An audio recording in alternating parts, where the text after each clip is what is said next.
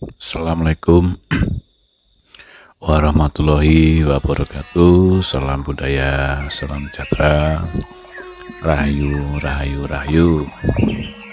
Sehat selalu bagi seluruh anggota Sewati dimanapun berada, yang di pusat maupun di seluruh raya dan di Pekalongan.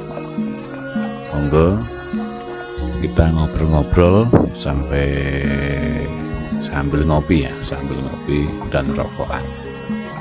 Jadi kali ini saya akan membahas soal khodam ya. Seperti yang sering saya jelaskan, khodam itu kan terbagi jadi 3 jenis ya. Salah satunya khodam asma'an, fadilah, alami. Nah, di samping itu 3 jenis lainnya ada lagi yang seperti yang kita ketahui kan, kayak khodam itu ada dari golongan khorin dan sebagainya.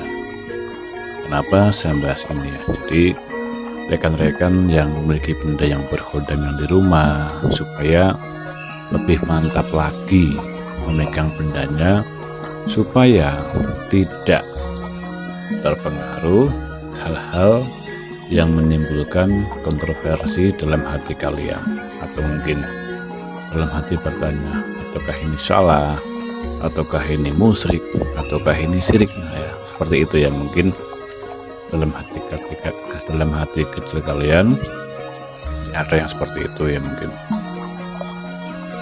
ambil rokokan ya. Nah, ini saya jelaskan.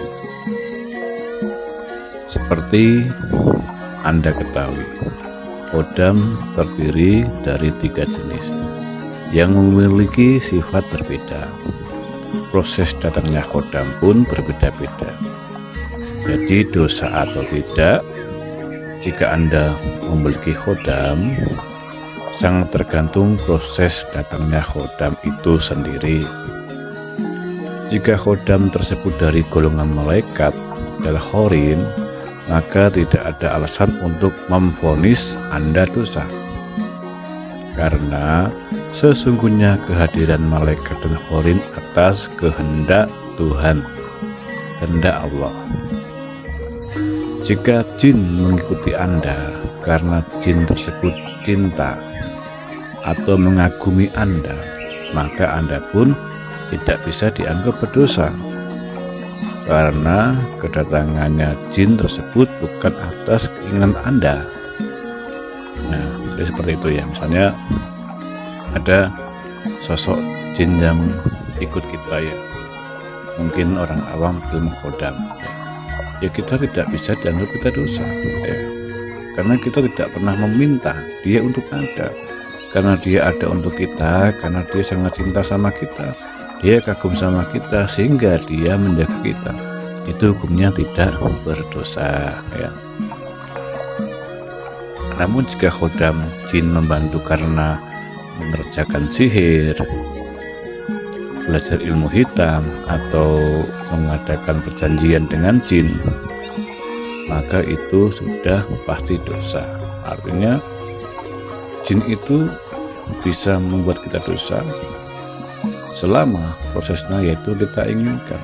Kita ingin menyuruh jin atau minta bantuan dengan jin, menggunakan sihir untuk menyantet, untuk ilmu hitam dan lain-lain. Nah, disitulah kalian bisa dianggap berdosa dan dilarang ya, seperti itu. Memiliki khodam selama ditempuh dengan cara yang benar bukanlah suatu kemusyrikan ya. Jadi ingat ya, memiliki khodam yang ditempuh dengan suatu cara yang benar itu bukanlah suatu kemusyrikan, dan bukan berarti kita meyakini bahwa Tuhan tidak mampu menolong manusia secara langsung. Sudah menjadi aturan Tuhan bahwa Tuhan memenuhi kebutuhan makhluknya, termasuk dalam memberi pertolongannya selalu melibatkan makhluk ciptaannya. Jadi adanya khodam ya, yang kita hasilkan dengan cara benar. Seperti apa sih yang kita hasilkan secara benar? Sebagai contoh, karena kalian sering tirakat ya, sering tirakat bergadang malam sambil berita, mungkin mengamalkan suatu kebaikan, mungkin mengamalkan suatu zikiran, suatu hening-henung, atau mungkin khodam yang ada di pusaka yang dari guru-guru kalian yang telah kalian dapatkan dengan suatu ritual ya, dengan yang benar, dengan kita tukar minyak ataupun sebagainya. Nah itu kan satu hal yang benar ya. Jadi adanya khodam itu bukan berarti Tuhan itu lemah ya. Artinya Tuhan itu pasti menolong umatnya akan melalui lantarannya, ciptaannya. Sebagai contoh, manusia ingin kenyang ya. Bagaimana Tuhan memberikan supaya kita kenyang? Tuhan tuh memberikan tumbuh-tumbuhan di bumi, ada padi sebagainya. Itu pun ada lantarannya, Pak Tani sebagai lantarannya.